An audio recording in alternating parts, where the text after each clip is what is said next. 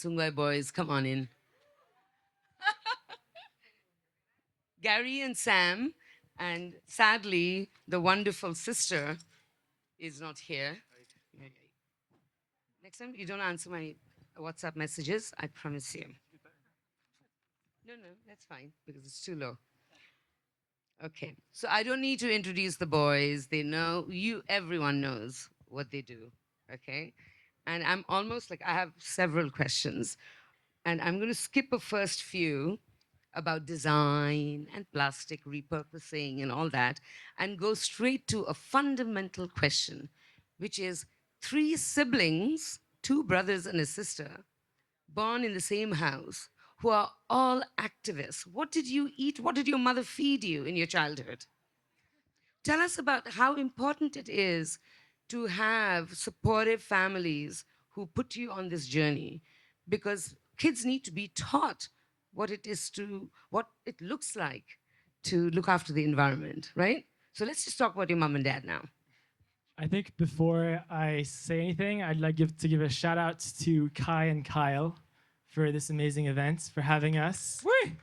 Happy 15th. This is a huge deal. Proud of you and excited to be working together on our product together. To answer your question, our mom is here, Catherine. Yeah. I think she's responsible Big shout for... out to the mom. She's responsible for so much. You know, I think our parents, I think Bali has taught us a lot. But really, our parents, I think, showed us what respect means, whether that's to humans, to nature. They showed us how to nurture our environment, and they've really taught us to care about different things. And I think for us, it was a natural extension. You know, we all went to university in the United States. I studied business. My sister studied finance. My brother studied film. We could have done so many other things, but we thought, how do we give back to our home island? How do we make sure that this island stays Bali and stays clean and stays beautiful? And I think our mom and our dad Bravo. are responsible for a lot of that. Bravo, Mama. Like, really, bravo. It's exemplary. It's so important. So now that you're turning plastic waste into wealth and a design resource, so I'm interested to know, and perhaps a lot of us are interested to know, that in this whole loop, who are the beneficiaries of the plastic waste collection program? I think a lot of people, look at plastic furniture, plastic to wealth projects, and they think money. And unfortunately, that's sometimes something that we think too quickly. One of our chairs, we sell them pretty expensive because of how much work goes into it. We're selling a story more than anything.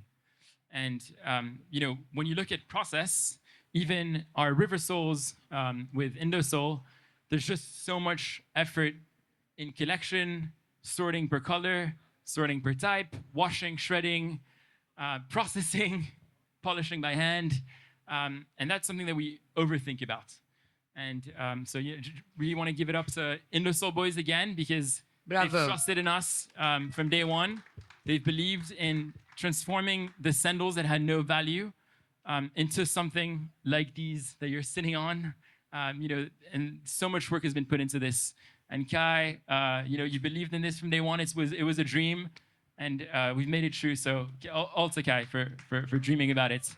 But similarly, we're trying to do the same thing at Sungai Design with our plastic bags that we're turning into furniture. So taking really low value products and trying to give it value. But economically, it only makes sense if you're mass producing it. Right. So the beneficiaries are, at the moment, no one. The rivers are a little bit cleaner, but not really. I just spent a few days in North Bali. If you were to put a line in Ubud, literally like a line across Bali, 70% of Bali has no waste management. All of North Bali, there's no waste management. Every village dumps to the rivers. Actually, over the last few years, I've been going to North Bali mapping, and I can only say that over the last 3 years, it's been getting a lot worse. So then what's the solution? Is it education of habits? It doesn't matter who it is, like this dumping that's happening. So what's the source? Like, where do we start? Is it education in schools? I'll take this one because I focus on this a lot. We're piloting a lot of school education projects at the moment. I think over the last 5 years with Sungai Watch, we're celebrating 5 years in October. And so much of the thinking of putting a barrier, waiting for the trash to come is not the solution. Even, yesterday with the big rains, this morning with the big rains, our barriers are full and our teams are getting tired day by day. And we're realizing that we need to shift the mindset. So now more and more, every village that we work in, every station that we set up, our teams are a lot more community focused, education focused. So we're just piloting some of our first school programs, in schools, teaching the kids. We're realizing that the younger you teach, the more they get it. SD students, class 1 sampai kelas 6, they'll be super, super excited. You go to the SMP, udah menjadikan sombong, they don't even listen to you. SMA, it's a lost cause. So it's all about, we need to literally build an entire infrastructure across this island.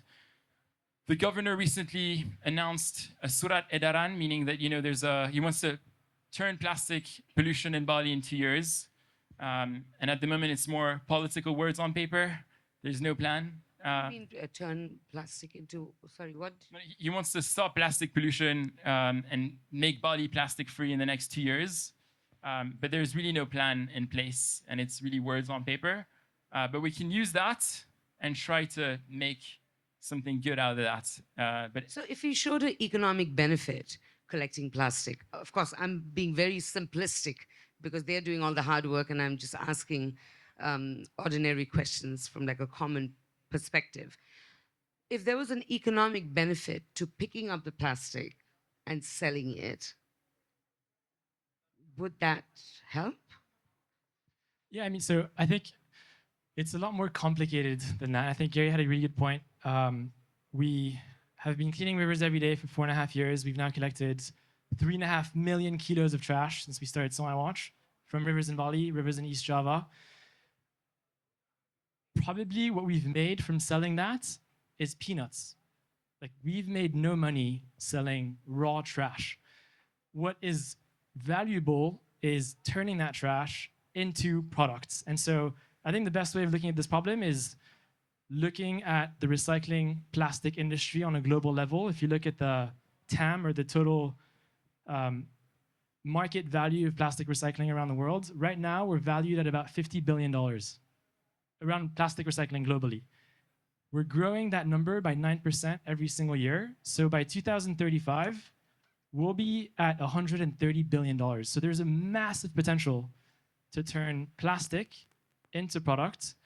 But to do that, we need infrastructure, we need people on the ground, we need machinery, we need technology, we need innovation, we need product, scientists, engineers. So why wouldn't it mimic the mining industry? Because plastic collection is also somewhat of a modern mining phenomenon, right? It's Kai's favorite sentence, modern day mining. Modern day mining. He invented it. Like if, Modern day mining man. That's the coined by Kai. no, he didn't. I Googled this. It's all over the place. You should check out his book, Modern Day Mining, coming in 2026.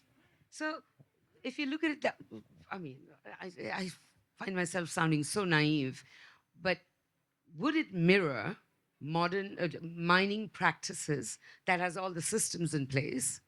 Would that happen with plastic?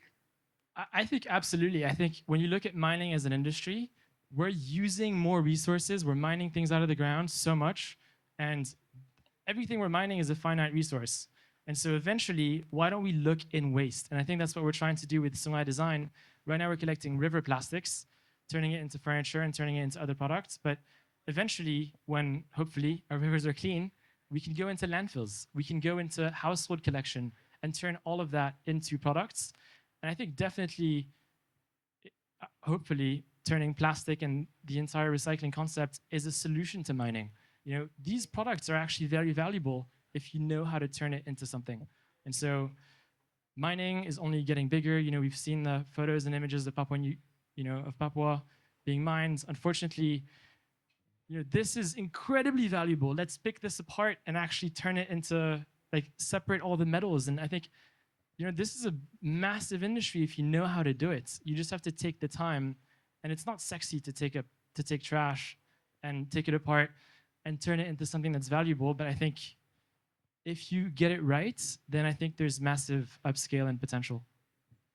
Well, thank God you're still young, so keep running with this. Keep running. Last question, very quick one. What do you bring to the table that he doesn't, and what does he bring to the table that you don't? Maybe I should be asking your mama about this, but come on. I mean, it's a difficult one. I think Sam and I, first year, we always struggled around, what do we do? Very quickly, as brothers, we like to do the same things, running the operation. But I think very quickly we realized that he's more handsome, so he's a great marketer. And I get to focus on the rivers and jump in. But yeah, I mean, what do you think? I think I think Kelly Gary's is more handsome, actually. Don't you think? no. Kelly is really like our structure. Sam and I love to dream. Kelly, the female. Kelly is the big boss. She is, yeah. So Kelly's not here. She's our sister. We run Sungai Watch and Sungai Design with Kelly. She brings the harmony and the structure, I think, into the operation. And so, yeah, I think none of this would be possible without her. So I wish she was sitting over there. But Well, I'll tell you what. Hey, thank you, Kat, for setting the mama chair. is there, and bravo! What incredible children you've raised. You're grown-ups now, but incredible. So it's you. You're the source. Thank you. Thank Thank you, you. Mandana.